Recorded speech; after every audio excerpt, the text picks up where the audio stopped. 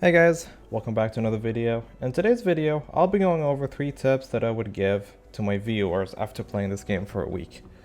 So, starting off with number 1, if you put your mode into corporation instead of the other one being the instance one, you actually won't be able to use the lost and found feature.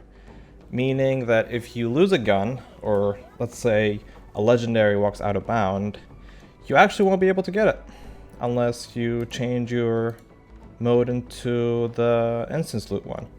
Now, I've noticed this after my viewers have told me this, so do not do the same mistake that I did. Make sure your mode is set to the right one, because it doesn't matter in single player.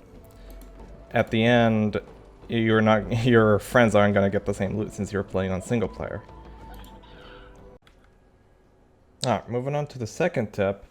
The second thing is, if you have a class mod that boosts a skill that you don't have, sometimes you don't actually have to be spec'd into the skill. You can actually get the skill even though you have 0 points into it. Now this works for some skills.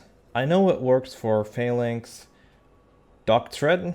It works for this skill because I noticed that whenever I first spec'd into this tree, right at this line, I noticed that I was getting this kill even though I was nowhere near it.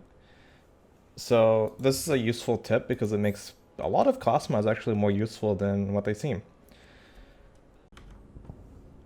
Alright, moving on to the third tip, and this one's going to be kind of a, not useful, but useful one. And it's going to be harder to show on video, but if you open up a chest, you can actually see if you got a legendary before you even open up the chest. As you can see from, if you look at the minimap and then you open a chest, you can actually see the star before the item actually spawns in, like this one, as you can see.